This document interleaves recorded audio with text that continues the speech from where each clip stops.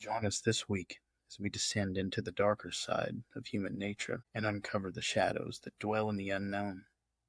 From chilling true crime and gruesome murders to spine-tingling paranormal encounters that defy explanation, we're peeling back the curtain on things that go bump in the night. So grab a flashlight and maybe a blanket, because you're listening to The Guilty and the Ghostly.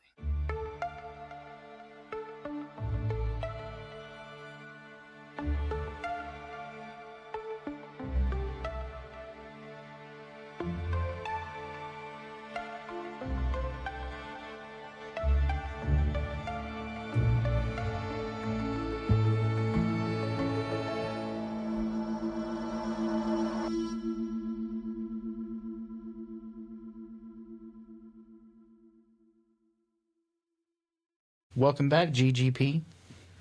Episode 40. Yep. Welcome back. How was Somebody's back from their trip. How was your New York trip? It was very fun. Not as cold as I actually thought it was going to be. I know. It was only a couple of degrees colder there than it was here that week. Yeah, we brought layers upon layers, so we were pretty warm. Mm-hmm. Lots of people. I don't think I'm ever going to listen to the Empire State song ever again. You're over it. Yeah, I'm over it. Because there's these little guys on bicycles driving around playing it Really? the whole time we were there. Did you see any cool things like spooky? Did you do any spooky? We saw this, I don't know, it's like an old church. It looks pretty scary, but I didn't get a good picture of it. Yeah. So it was raining when we saw it. Yeah. Maybe that's why it looks scary, but... Sounds like the werewolves are awake. Yeah. Charlie's back. Well, we have a long episode today, and so I guess we can just go ahead and get into it because I don't have any business. I don't have any updates. You guys have anything? Did y'all already share the winner? Yeah, you want to do it again? Yeah, Avery Mizzles is the winner! She won. Kitty girl. Yay. Congratulations. And we want to do another giveaway soon, I think. Yeah, we'll figure out what it is. In the works. Yep. And I made a new shirt that I'm wearing. You can't really see it, but... Super cute. New logo for the shirt. Yeah. Yep. So with you coming back from New York, I wanted to look up a case for New York. And I think I already told you this. I know I mentioned it last week. But after I finished research on last week's episode, I was just kind of scrolling through Hulu. I just kind of wanted to watch a quick documentary that was just kind of a one-off. I really didn't want to deep dive. And I found this one, and I was like, I'm not very familiar with it. And it was only 2 episodes. I was like, easy. Then I started watching. And then I started researching. And now we have our second 2-parter episode. So much for a quick and easy one. And it just so happened to be New York and New Jersey. So I'm happy you're telling me this story once I got back, not before I went. I almost did it before you went, but then I was scared I would scare myself. And I didn't want to do that. I didn't want to be freaking out. So I'm glad I didn't do the deep dive until after you got back, because be ready to be enraged, to be absolutely enraged by a deplorable human being. This, you hear serial killers, and Ted Bundy, and Jeffrey Dahmer, and the big ones. I don't know if it's just because he hasn't been on my radar, but I hadn't heard much of this one. And then once I started researching the case, I was just like, how is this not a bigger known case? And so today we are going to cover the torso killer. His name was Richard Cottingham. And I got a lot of my information, and a lot of this is from that documentary I found on Hulu, and it's actually called The Torso Killer Confessions. Very good documentary, very well made. I'm setting it up how the documentary did, to where you get it from the detective's point of view and him trying to find out information on this, and it'll make more sense here in a little bit. I feel like a lot of times cops get a bad rap. They don't do their job. They don't do the investigating they need to. They drop the ball. This guy, he inherited this case after it was all said and done, and this guy was already in prison. So he's trying to solve cold cases.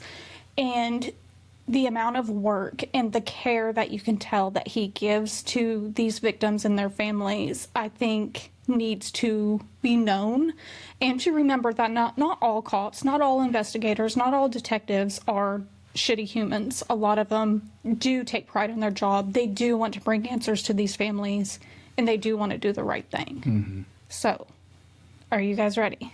Yeah. Okay. Here we go. Okay. I'm not kidding. I was like irate when I was doing this. Irate. A new detective on the homicide squad of New Jersey named Robert Ancelotti was assigned a series of cold cases in the year 2000. The majority of them happened between 1965 to 1974. So almost a 10-year span. He is given all the evidence from the murders. He said that when he got the evidence, it was just boxes upon boxes full of evidence, case files, clothing, pictures. Just he said it was almost overwhelming getting all of the information to start going through to solve these cold cases. He also mentioned that it would basically ignite a fire in him that he didn't even know existed as he started going through all these cases. There were 12 cases total. Most of them were girls that were last seen with a stranger or hitchhiking, because that was normal back in the day, 1960s, 1970s. You just hitchhike where you go. It was just normal. They would be found. Oh, and here's another thing. I think we need to give a huge trigger warning to... What the hell is that? That was the trigger warning. That was the trigger warning. I don't know if this picks it up, but oh my gosh. A huge trigger warning for rape, sexual assault, basically anything and everything is in this case. So just, if that's not what you're into, you can't handle it, maybe skip this one for now. It's dark. Most of the girls were last seen with the stranger hitchhiking. They would be found raped, murdered around the northern part of New Jersey in what's called Bergen County, across the Hudson River from New York City. It had a profound effect on the community and caused everyone to be suspicious of everyone, not knowing who was doing it, because these bodies just kept showing up and they had no leads on who was doing it. There was a wide range in ages, from early teens to late 20s. No one was safe, and everyone was on edge. There were several main suspects. Convicted rapist named Raymond Alves claimed to have killed 15 women. Robert Reldon, a former honor student who had been involved in numerous rapes. Joe Callinger, known as the Shoemaker Killer. He would actually use a knife in his murder spree across the state, and then his last killing was in Bergen County, and he had killed a nurse. So they had several suspects to pick from, thinking they had something to do with these cases. Detective Ancelotti investigated each one and flew all over the country, chasing leads, all going nowhere, except for one.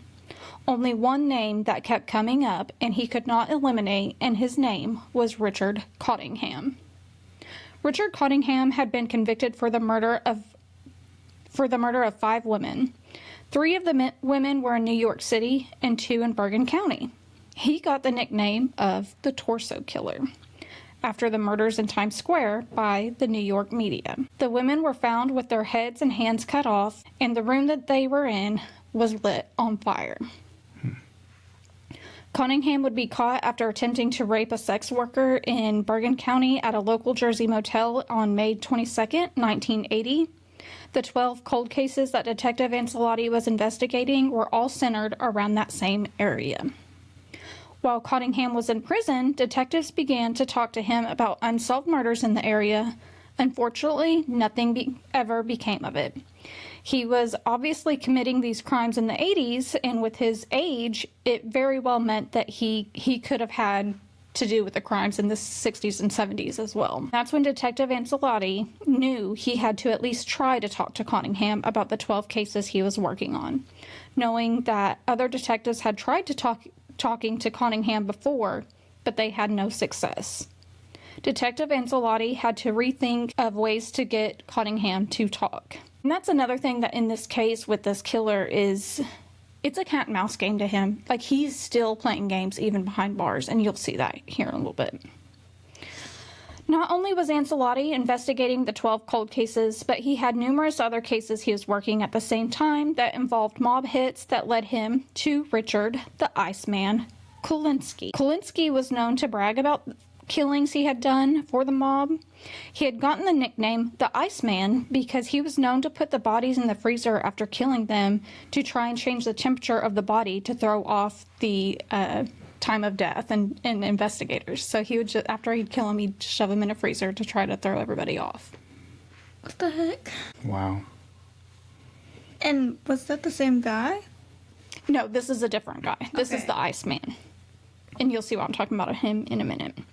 Kulinski was a huge 6'8" guy with a foreboding presence and a short temper. Ancelotti had built a rapport with Kulinski after interviewing him numerous times, trying to get more information about his killings.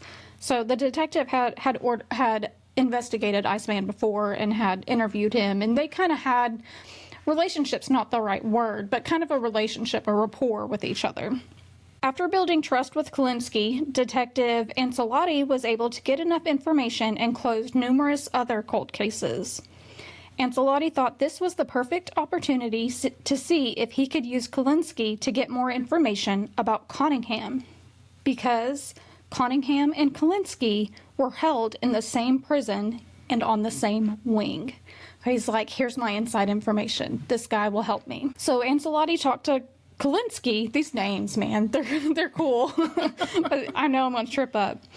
Ancelotti talked to Kulinski. Ancelotti talked to Kulinski and asked if he knew anything about Cottingham. Kulinski told the detective, "I hate that scumbag. What kind of animal does those types of things to women?"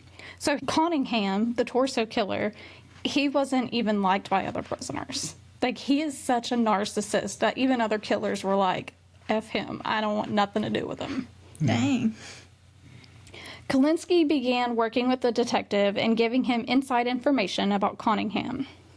That's when they found out that Cottingham was running an illegal gambling operation in the prison. So I guess I need to explain that a little bit better. Right now, Cottingham is already in jail. He has already been arrested for the 5 murders that I briefly covered a second ago. We will go into details with those in a minute. But right now, we're going into where Detective Ancelotti gets the cold cases, and he's going back and reviewing other suspects to see if he can pin it on whoever it is. The detective knew that this was leverage that he needed to use against Cottingham. In 2004, it was a big Super Bowl week, and Detective Ancelotti knew that was prime time for illegal gambling. He knew they were going to be betting on the Super Bowl. So he worked with the prison, and he actually came up with a plan with the prison to raid Cottingham's cell during this week, knowing he was going to have Bets played. gambling. all this evidence against him. So the morning after Super Bowl Sunday, they raided his cell and found all kinds of contraband, and Cottingham was thrown into solitary confinement. The whole. Good for him.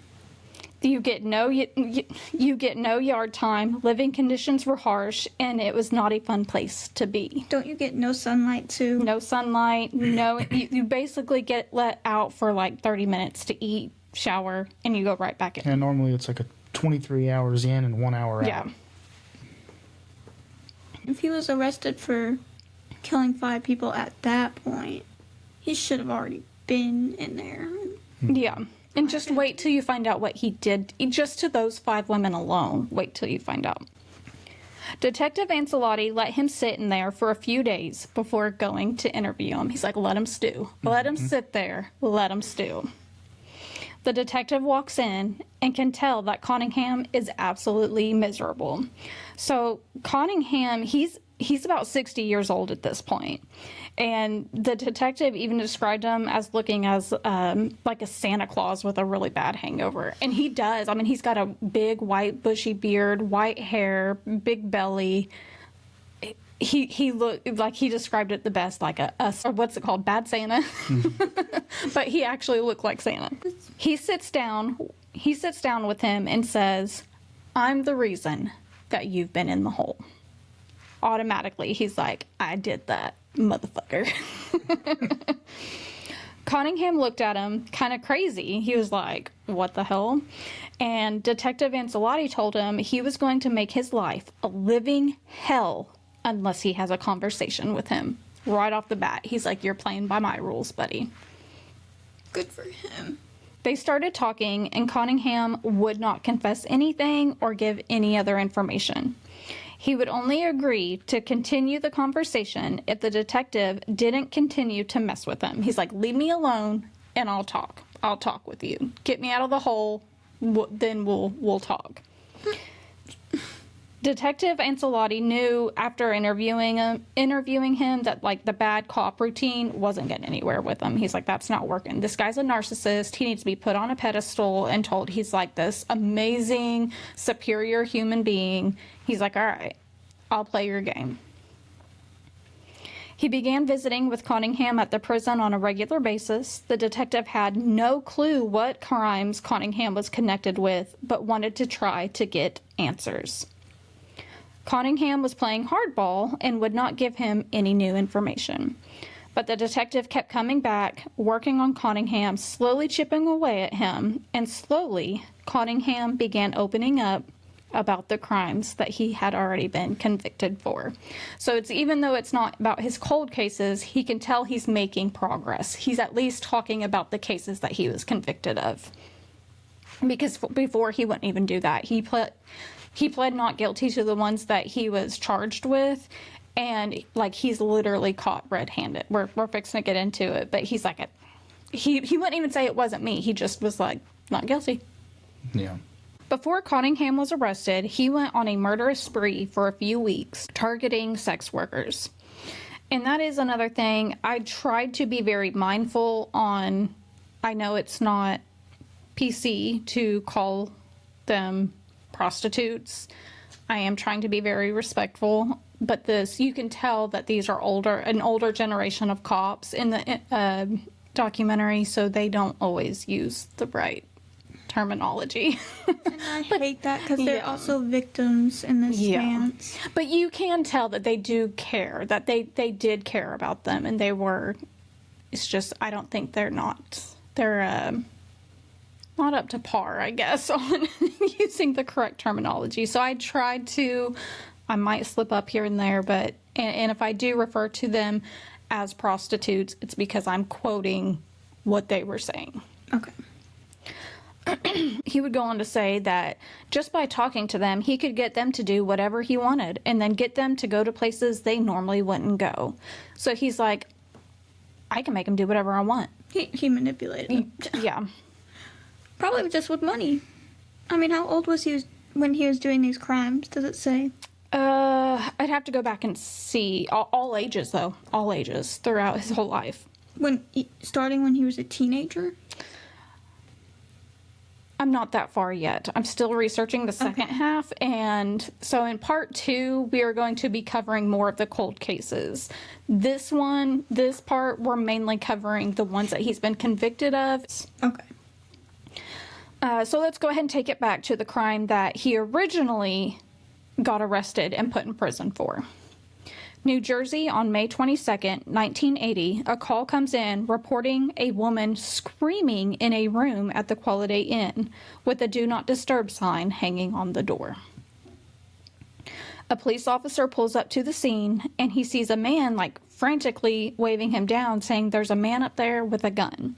So the officer enters the lobby, and he's kind of, like, peeking down the hall towards where the room is that these reports are coming from. And when he does that, he sees a man coming out of a room and, like, running at him, holding a bag and a gun in one hand. So he steps from around the hall, raises his gun, and says, like, stop where you are, or whatever, the police. And he said that guy, like, came to a halt, like, literally just inches from his gun. And he's like, if he would have moved a finger, I would have pulled the trigger. Like, they were on high alert. The man immediately drops the gun in the bag once he stops. And he immediately says, and this is part of me, I'm quoting, this is not my words, me quoting, and he says, it wasn't me, I was just in there with a hooker. I didn't do anything. Oh my gosh. So they have no idea what actually happened, but he does have a gun. He does have a gun, and he just left the room where the girl was in there screaming. This man was Richard Cottingham that left the room. In the room was a young female identified as Leslie Odell. She was naked and handcuffed. She had handcuffs around her ankles. She would go on to say that she was a sex worker. She met the man in New York, and he had taken her to the hotel under the premise that he was going to basically pay her enough money for this one encounter that she would be able to get out of the sex work industry. So kind of that, like you were saying, manipulation. Once they entered the hotel room, things escalated very quickly. Cottingham began torturing Leslie, tied her up to keep her from leaving. He put tape over her mouth and began slicing and cutting all over her breast, her stomach, just slicing her body. He burned her with cigarettes, he sodomized her, and he told her that he wanted, I'm fixing to assault your ears. He wanted a tongue bath, meaning she basically had to lick him head to toe. But in order to do that, he would have to remove the tape from her mouth. And she's like, I'm not going to scream, I promise. He takes the tape off her mouth, and she immediately starts screaming. She's like, this is my one chance to get the hell out of here. She just starts screaming her head off. Someone hears this, and so one person's calling the cops while the other one's knocking on the door saying, hey, everything okay in there? And he forces Leslie Odell to answer the door while he's standing behind her with a knife to her back, making her convince the people, oh, we're fine, everything's good. Well, when they called the police, there was a patrolman literally just right down the street. So he was able to get there within minutes. And that's the one that stopped him in the hall. So luckily, he was right there when they called. Otherwise, he would have gotten away. He would have gotten away. And did it say how old he was when he committed this one? I know you said 1980. I don't remember. Yeah, I'd have to go back and look. I don't remember. When was he born? Let's look real quick. I'm just trying to figure out, how does someone get, this mental? Does it start early on? I'm sure. I'm going to talk a little bit about his childhood. And with serial killers, normally they kind of have a rough upbringing. Mm-hmm. Nope. He had he was fine. All accounts, perfectly normal. So he's just messed up. Bleeped up, man. He was born in 1946. So he'd have been 40? 40s. Yep. After his arrest, they began searching his belongings. They found whiskey, drugs, and sexual torture devices in his bag. After finding Leslie Odell, they realized pretty quickly there was a lot of similarities of other unsolved cases in the area. So they start questioning Cottingham to see if they could connect him to some of those other cases. He would refer to his killings as huntings and stated that it was always simple and never messy. He would normally just strangle or put bags over their heads and just leave them on the side of the road. He would never shoot them. He then goes on to say that this irritated me. He said, I have had a few strange ones, and then he kind of chuckles about it. He's like, I've had a few strange ones, but we're not going to talk about those. And they're like, pump the brakes. What? What do you mean? Yeah, what? Yeah. So they begin to look into Cottingham's life. He had a wife. He had 3 kids. And he worked in the computer division of Blue Cross and Blue Shield in New York. In New York. So a wife and 3 kids. Was his and wife a job. in it? No. Okay. We'll talk more about his wife in a little while. You ready for an interesting fact? Richard Cottingham and Rodney Alcala, the dating game killer, both worked in that Blue Cross and Blue Shield office at the same time. Wow. There is no evidence that they knew each other. They both were using aliases while working there. They were, because they kind of wondered, did they work together for a while? But no, they didn't even know. That's insane. Yeah. Like that. 2 serial killers working in your office. That is insane. Yeah. I could go to brunch with them one day. Yeah. and not even know who you're Nope. sitting across from. Two of them. Let's see here. Cottingham was known to be a very intelligent man, but he was known to be manipulative. His parents seemed to be very normal. He had a good upbringing. They came from a Catholic background. Like, everything seemed completely kosher, completely normal. He didn't seem to have that typical serial killer upbringing. Cottingham would go on to say that he didn't enjoy killing his victims, and if he killed them, it was only because there was something that would link him back to them. And he said that could be something like somebody saw him with them, or like anything at all, and he would be like, nope, it'll connect me, so I've got to get rid of him. He said, quote, "It was a matter of my safety. That's all it was. It wasn't that I enjoyed it," end quote. So I'm so glad you're concerned with your safety and you can take the lives of women because you're worried about you. Well, I guess that didn't even end up working out because he's in jail, right? Yep. Like what? He was trying to make it seem like he was some kind of superior killer and that he didn't fit the mold of other regular serial killers. He would go on to talk about the sex workers as if they were inferior to him and they would just do whatever he told them to do. Like the entire time they were questioning him, he just kept saying, well, I do this, but other serial killers do that. And so I'm not like them. I'm different. I'm better.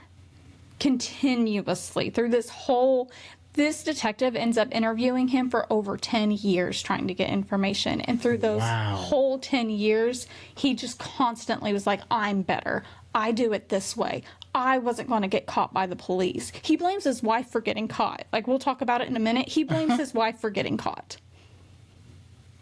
It's insane.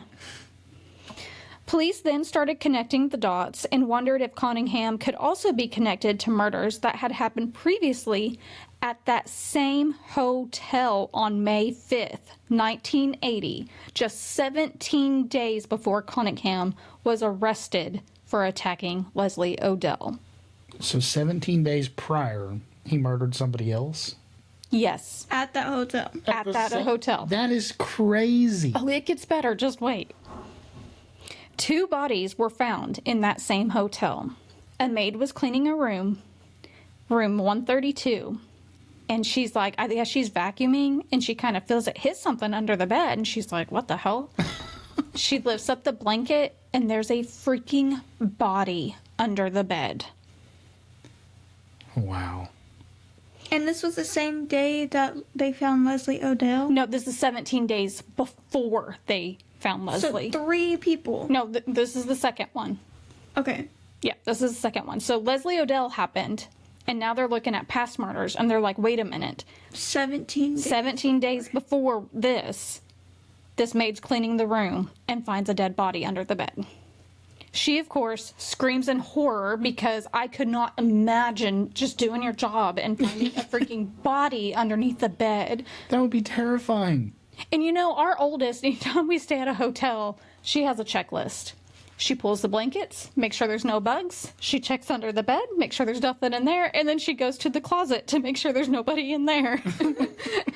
It's almost like a routine for her. She checks all the spots.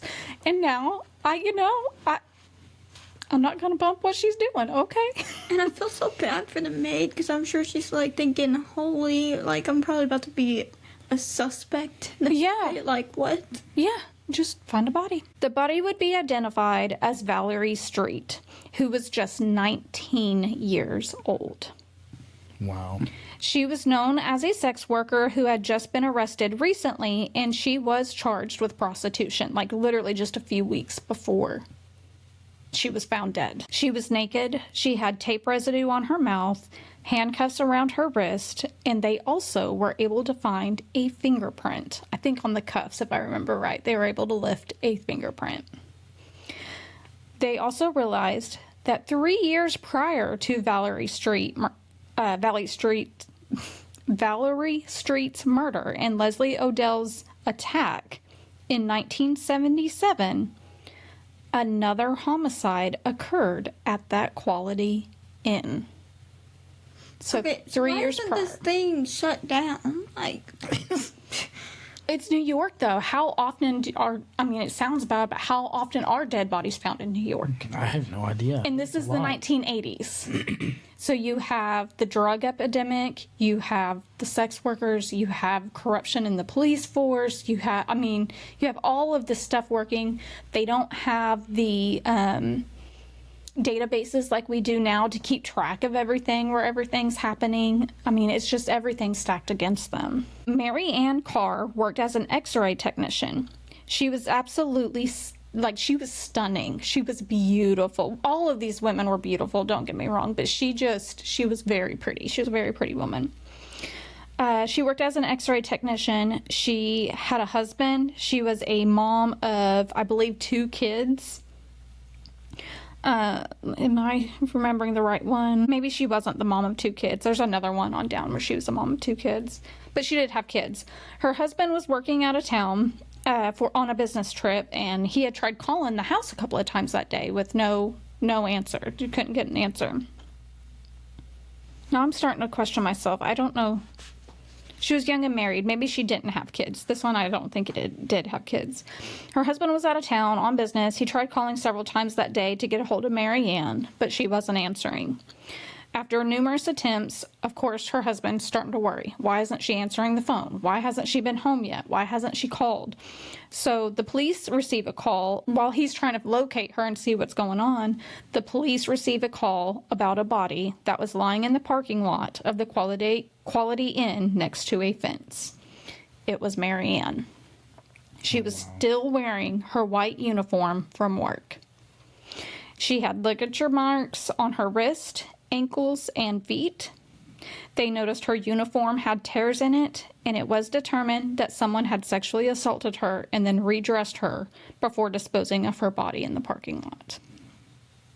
It was also determined that she had been strangled to death. At the time, there was no connection made between Mary Ann Carr and Valerie Street, because again, Valerie Street was found inside the hotel room, and Mary Ann was found in the parking lot.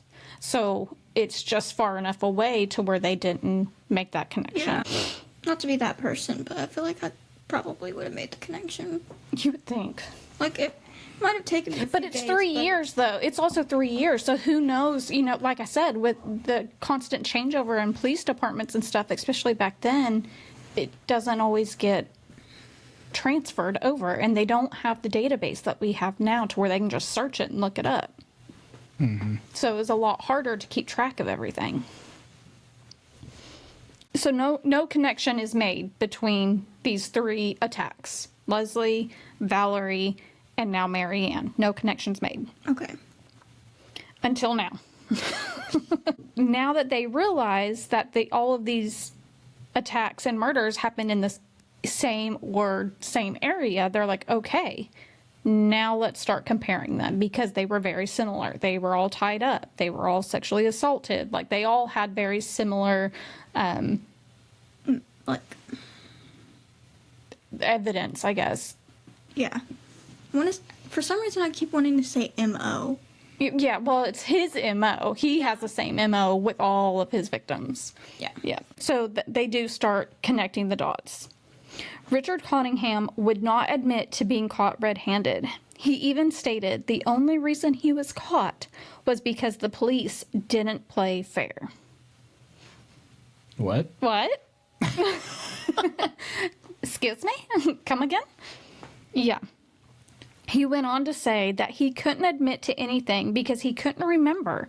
And if he started telling them about just one, that could open the door to many other killings. You just told on yourself, bro. Yeah, like, for you real. literally just said that. You did that. Oh my God. He said that for every girl he killed, there were at least 10 that he let go. So gracious of you. So gracious of you to let 10 go compared to versus 1. Like, I just don't understand it. This guy's a nut. Insane. Like, absolutely insane. It's almost like he's trying to justify what he did. Yeah. Like, yeah, I might have killed 1, but I'd let 10 of them go. Like, Okay, good for you. Why didn't you let all of them go? Why were you attacking them in the first place? Why didn't you just go to a psych hospital? He was willing to talk about the cases that he was convicted of, but he was refusing to talk about anything else. He's like, I'll talk about these, but I ain't talking about nothing else. He wanted to have the control, and he wasn't ready to let go of it. They were finally able to get a search warrant for his home and vehicles. In the house, there was a locked room in the basement. They asked his wife, Janet, about it, and she was like, that's his room. He keeps it under lock and key. I've never gone in there. I'm not allowed in there. That's his business. Like, I have no idea what's in there. Okay, that's... How do you That's have weird. That's weird to me. We're fixing to talk about her a little bit more, too. They were going through a divorce, so I think she was like, I'm done with you. I want nothing to do with you. That makes a little bit Yeah. more sense. But, like, it would be like if Josh had a room in the house and you're like, Bitch, I'm going I have in. no idea what's in there. I'm going I in. never go in there. I'm not allowed in there. Yeah, no freaking way. But I also think this is the 80s. Women were not treated like they are now, so they were kind of pushed to the side, and you obey your husband, and you sit quietly, and you do what you're told. Make dinner. Yeah. Yeah, but that's still. I'd be snooping while he was at work, though. Girl, me too. I am too freaking nosy. You are not going to have a locked room and be like, don't touch it, don't look in it, don't go in Even y'all safe, I walk past it and I'm like, I want to look in there. there. Guns.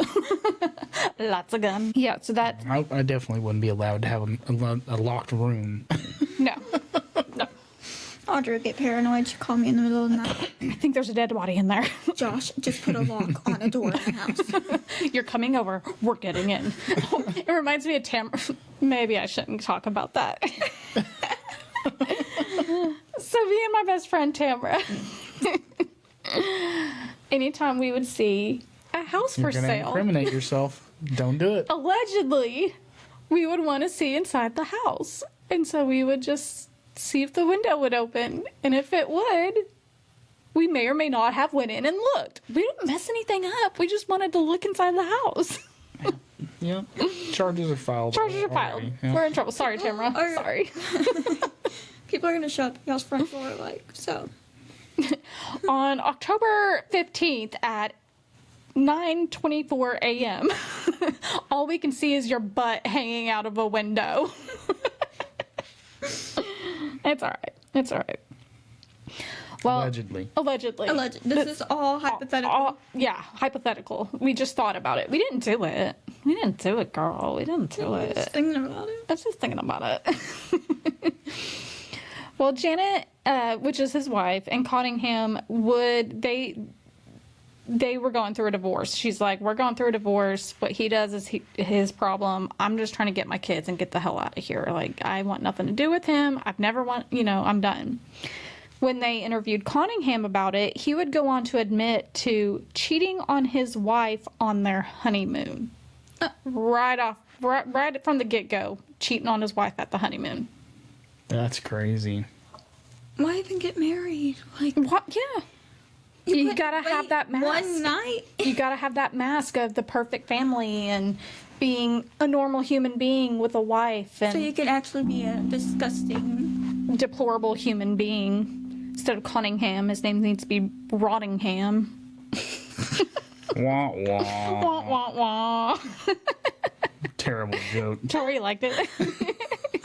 Tickled her a little bit. Yeah, so We he should so troll him in jail and just, like, color some rotten ham. send it to him and be like, oh, it's fan mail. Oh, it's Rottingham.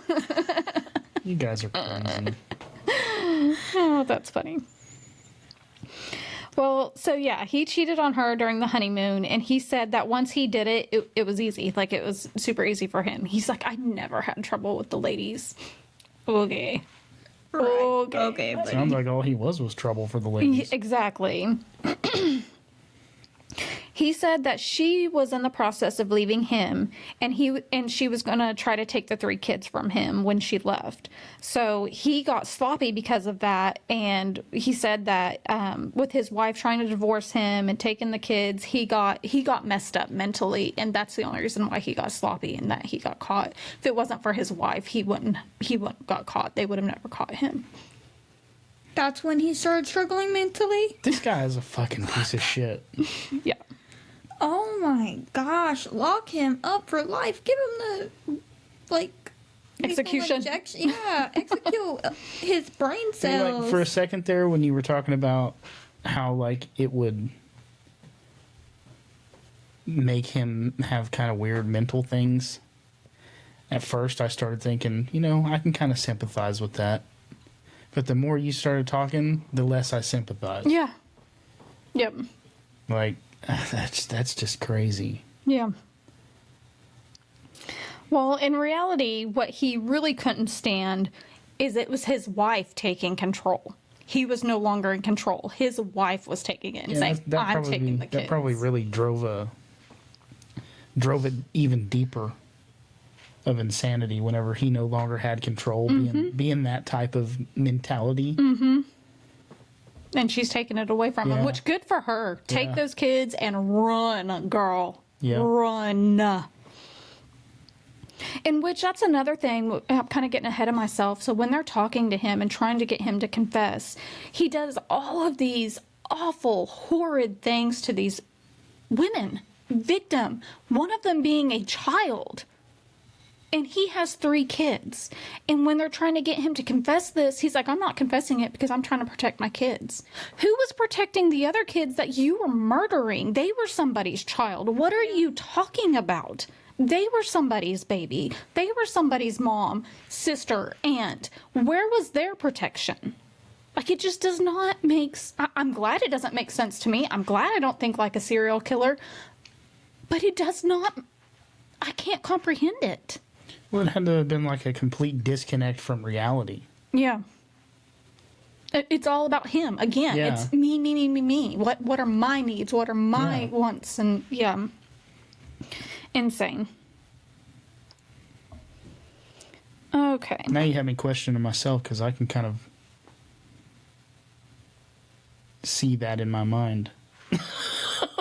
See, what? The way he was thinking. What? What do you mean? Don't start buying locks, Josh. Yeah. Real suspicious. No, like you were talking about how he doesn't want to say what he's done to protect his kids. Yeah, I mean, I can get see that point of view, but you did this to somebody else's child, so it's hypocritical. Yes, yeah, and I get and it's that. manipulation and just bringing the attention back on him. Yes, like, I'm the good guy. I want to protect my kids, but I'm this deplorable human being doing all this stuff. Yeah. It's insane. But I understand wanting to protect your kids and be like, I don't want to bring them shame or harm. I understand that. I don't fault him for that at all. But at the same time, on the other hand, you are doing this to other people's children. Yeah, but I get that. But I'm just saying, like, I feel like I don't know how to say what I'm trying to say. You're going to have to delete this whole segment. Okay, we'll move on. We'll just take all that out. Okay, so where are we at now? Josh, are you a serial killer? I started thinking maybe. Maybe. Well, let's go back to the locked room. What did they find in the locked room? They found money. They found porn magazines, women's jewelry, women's clothing. They also found books. You ready for the titles? Titles like Sex Victims, Stories of Surrender, The Prisoner of the Sheik, and it had a naked woman on the front, like in bondage. Tied Up Teasers with 2 women tied together. And The Boyfriend's Revenge. And on that one, it was a girl that looked like she was fixing to be attacked by 2 men. And why do these books exist? Why do these authors get The to publish opposite these could be books? said for some of the things that are written for women, too. I guess I do read some pretty smutty dark romance. I guess. But again, it goes back to, yeah, that's okay to read. Like, don't kink shame. If you got a kink, like, good for you. But then when you see it with a serial killer, then it's like, That's okay, disgusting. that's You're weird. nasty. That's weird. Yeah, I get it. That's why I'm a pro at kink shaming. I mean, if it's weird, it's weird. I'm gonna call you out. Like, it's weird. Yeah. No knives, no guns. Okay. You haven't read Audrey. Lights Out yet, have you? Haunting of Adeline? I already know. You read Lights Out. Okay. If you want to add me on Goodreads, I have some good suggestions. I don't really read a lot of smutty, though. All the smutty books I've read, it's because Tamara's like, you need to read Tamara. this. I read a lot of true crime, thriller, horror, some Colleen Hoover, of course, but literally all the smutty books I've read, it's because Tamara's like, you need to read this. And then I read it and I'm like, oh my God. Like, what do you have me reading? Yeah. Hey, ghostly gang, the case is cold, and the vibes are haunted. We've got murder notes, EMF spikes, and no business being awake this late. But thanks to W Energy Drink, we have clean energy with no crash, so we can hyperfixate on timelines, suspects, and whether or not the attic is haunted or a squirrel is hiding his nuts. The flavors are criminally good, like we destroyed the evidence good. Not a drop could be found. It's zero sugar, no artificial colors, and delivers terrifying levels of focus and mental clarity. Perfect for connecting red string and angering spirits. Hit dubby.gg.com. Use promo code GGP for 10% off. Dubby, fueling guilty and the ghostly while the killer's still out there. And the house is still haunted. Okay, back to this guy. So now we're going to back it up from them arresting him and searching the room and finding all this stuff. 6 months before, the three cases at the Quality Inn,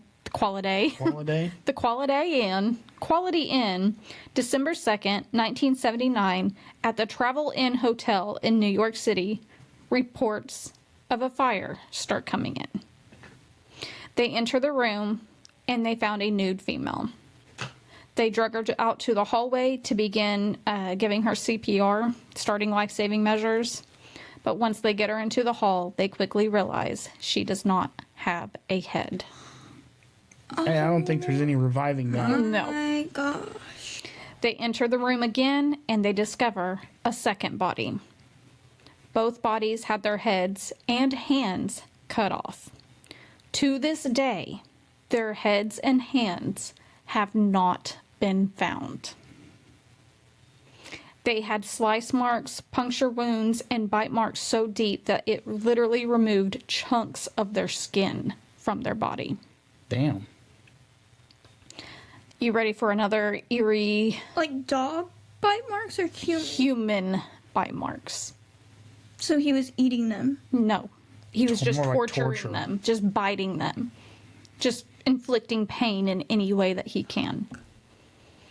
You ready for another interesting side fact? Interesting's not the right word, but creepy, spooky side fact. Someone bumped into Richard Cottingham as he was fleeing the scene of this. A gentleman by the name of Peter Vronsky was checking into the hotel at about 8:45 that morning, shortly before the fire was reported. Once he checked in, Peter was getting on an elevator as Cottingham was coming out. And I guess in the shuffle, Cottingham was carrying a big bag and it like hit the other guy in the shin. And the guy was like, I thought it was 2 bowling balls in the bag. It was their heads in the duffel bag. No. He would later go on to say that he didn't think much of it at the time because, of course, he doesn't know there's 2 bodies missing their heads in the hotel room, and who's going to think he's got 2 heads in his freaking duffel bag? Yeah, that's the last thing you're thinking. And He would also say that as he was checking into the hotel, he said it almost smelled like burnt chicken feathers. I'm guessing from him starting the fire. Mm-hmm. And Peter Vronsky would actually go on to write a book called American Werewolf, The Life and Crimes of Serial Killer Richard Cottingham. So just put a pin in that. We're going to come back to that in part 2. They would find out that the 2 women were held captive in that hotel room for 3 days. Damn. The police were determined to get the 2 ladies identified. They even removed the clothes from the victims that they were wearing and put them on mannequins, taking pictures of them and then posting that in the newspaper in hopes of finding out who they were. In doing so, their murderer, who had not yet been identified, would get the nickname the Torso Killer. After 2 months of circulating the pictures, someone was finally able to identify one of the victims as Dita Gordazzi. The other victim has never been identified to this day. They don't know who she is. Ready for another side note? There's all kinds of side quests on this one. Deidre Gordazzi had a biological daughter that was given up for adoption at 10 weeks old. When she became an adult, she of course wanted to look into who her biological mother was, so she got all the information and found out, her daughter's name was Jennifer Wise at this point. Jennifer Wise, the daughter, would go on to establish a relationship with Richard Cottingham and even referred to him as Pops. What the heck? She even thought that he might have been her father, and they actually did a DNA test to see, but he was not her father. Thank God. She continued visiting with him in the prison and worked with him in hopes to get him to confess to other unsolved murders. She even worked with Peter Vronsky as they continued to try and solve cold cases as well. And they even were trying to find the missing head and hands, and like were trying to get him to tell them where they were at. I stalked a Facebook, and she tragically passed away in 2003. It actually looks like she had to have an emergency brain surgery to remove a tumor, and they did I think the last search that they did was 1 month before she passed away, and she wasn't physically able to be there. She was still mentally coherent enough, so she was actually like on FaceTime with them as they searched the area that he had given them, but they still did not find the hands and body of her biological mother or the other woman. And then she passed away just like a month later. So crazy. Well, just 4 months later, another body was found at the Hotel Seville in Times Square. There was a report of a room on fire. Inside the room was the body of a nude female. This time, no clothes were found. So I'm thinking he's watching the newspapers and sees, oh, they found the clothes and they're trying to identify them. I better take the clothes. The victim had ligature marks. Both breasts were cut off the body, and then the body was set on fire. Cottingham also placed both breasts on the headboard of the bed in the hotel room, almost showcasing what he did. Crazy. The victim would be identified as another sex worker named Jean Ann Rayner. In May of 1980, police began connecting all these cases in New York. They began broadening their search to see if Cottingham could be related to more cases and began working with Bergen County in New Jersey. Detectives then began going over all the evidence that they had against Cottingham to see if they could connect him to their open cases, and after reviewing the evidence from Cottingham's trophy room, they were able to connect him to more cases. Wow. They found Jeanne Rayner's necklace. She just so happened to be wearing it in a mugshot that was taken when she was arrested for prostitution just a few short weeks before her murder. My gosh, so like, do you think he just went on this spree all at once? Or do you think it was through his entire... We'll get there. It was through his entire life. They used the fingerprint that was lifted on Valerie Street. They used the fingerprint that was lifted off of Valerie Street, circumstantial evidence from Mary Ann Carr, and evidence and survivor testimony from Leslie Odell to charge Cottingham in all of those cases. Wow. He pled not guilty to all of them and would go to trial. Leslie Odell was hesitant to go on the stand, but like the badass woman she is, she did it. She would go on to tell the jury that he drugged her, tortured, and raped her, all while she's going into detail of all the awful things that Cottingham did to her. He just sat there completely emotionless, like a stone wall. He thought he was untouchable and that he was going to take the stand and talk his way out of it. Cottingham seemed to be very calm and matter of fact. He would say that it was a consensual, sadomasochistical sexual encounter. His mother and sister would be there every day of the trial, believing all the lies that Cottingham was spewing. They pleaded his innocence the entire time. I mean, you have to want to believe that your loved one is telling the truth, especially in something as heinous as this. Yeah, you can't fathom them doing it. But then there's a line. There's a line. If you have a witness and there's clear evidence, Yeah. I'm turning my back on you. I'm Yeah. sorry. Like, I'll be sitting on the but victim that's side. It's so crazy to think that someone would do that you would almost believe them. Yeah, you I just can couldn't see fathom. that. You just couldn't fathom it. Yeah, your mind would completely shut down, especially with that kind of traumatic information. Yep. Well, the jury met for about a day and a half, and he was found guilty and was sentenced to 75 years. It was then time to send him to trial for the murder of Jane Doe and Dita Goodarzi, because remember, they still haven't identified the other one. The two bodies that were found together in the burning hotel room. After the trial, he would be sentenced for a total of 5 life sentences between all the murders. Now we're going to fast forward to 2004. We're going back to Detective Robert Ancelotti. He's been trying every different method he can think of to try to get Cottingham to confess to the 12 cold cases that he had been working on from New Jersey. He tried the religious aspect, knowing that he was brought up a Catholic. He tried to appeal to the empathy side for the families. Nothing's working. Nothing was making him talk. He would go on and say, "You can't get me no more time. You can't give me the death penalty. I'm not leaving Trenton. There's nothing you can do to me. You can get me thrown in the hole again, but that doesn't make sense. You won't do that." He then goes on to say that he won't admit to anything else because of his kids. He didn't want them to read about anything in the papers. His kids were all adults by now and fully understand what he had already been convicted of. So they already know about all the other murders. Just give these families peace. Let them... Seriously. They already know what kind of piece of shit you Yeah, are. just let them.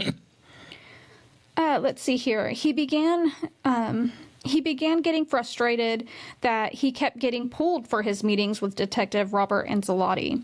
He said other prisoners began calling him a rat, and it wasn't a good look for him because the prisoners are like, "Are you ratting on us? Like, are you an informant? Like, what's going on?" This cracked me up. He said every time he got pulled, he had to walk by the Iceman's cell, and the Iceman would always chuckle at him because he knew exactly where he was going. Because the Iceman's in on it. He helped him. Yeah. I think that's funny. Karma's a bitch. They decided to start pulling him to take him to the Bergen County jail instead of the Trenton prison. They're like, "Okay, we'll work with you. So you don't get made fun of. We'll take you to this over here so you're not seen walking through the halls to come talk to us. We'll play good cop. We'll grant you that." He still wouldn't give them any information.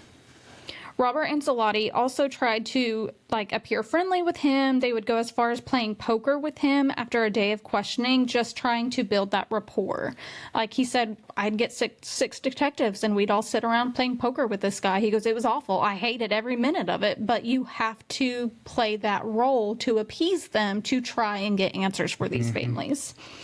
They would have to act like he was, this okay human, just buddies playing cards. Another funny side note, so they flashed a picture up during the documentary, and how funny is this? It's not funny, but it's funny. So they would get him pizza or burgers, whatever he wanted to eat that night that they're interviewing him, they would go get it for him. And in the picture, they're all eating. And in the middle of the table, there's 2 wine bottles. And I'm pretty sure it's the 19 wine and crime bottles like that we've got. Oh, really? On the table. Yeah. And I just thought that was kind of funny.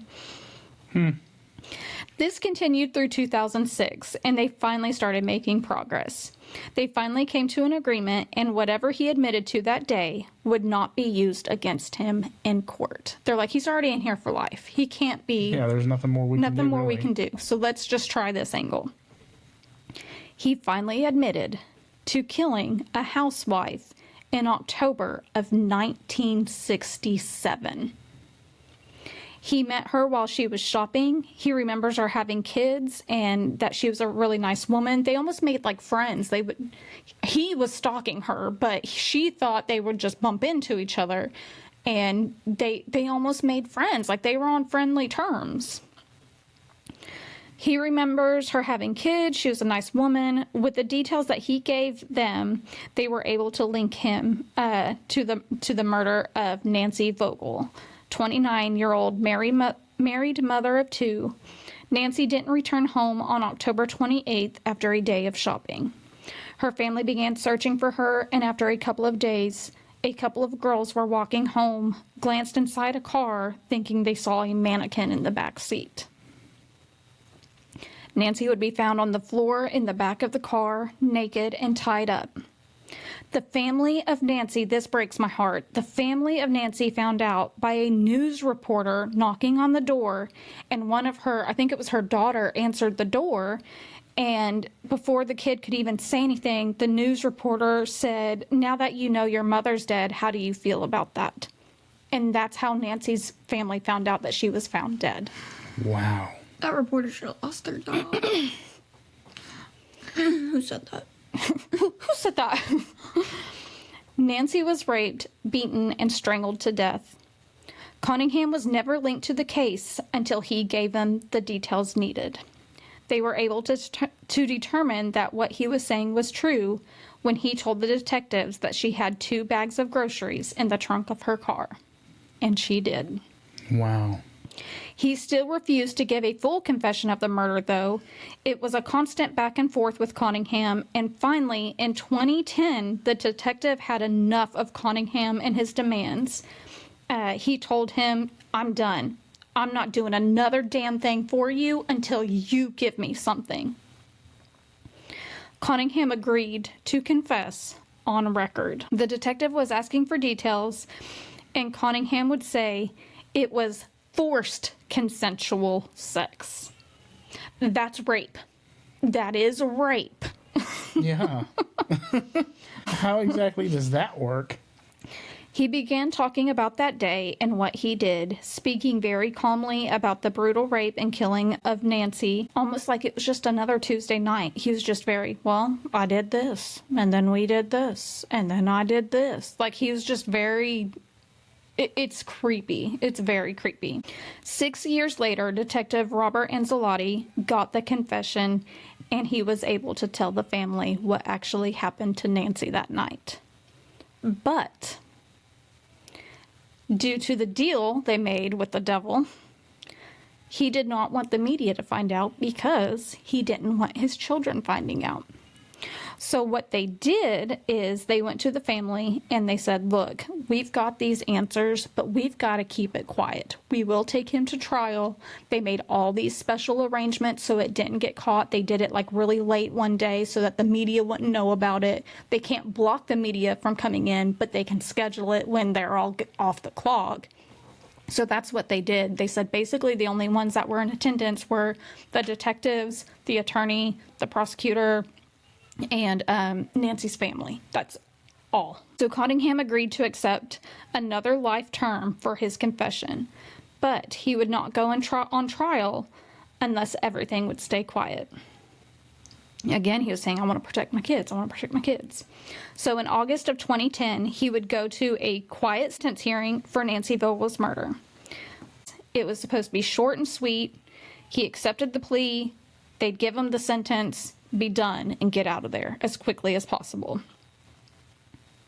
However, The judge decided at the end of the hearing that he would go on to tell Cottingham about what a monster he was. He's a deplorable human being. He needs to dress coolly because he's going to hell to burn, like going on and on.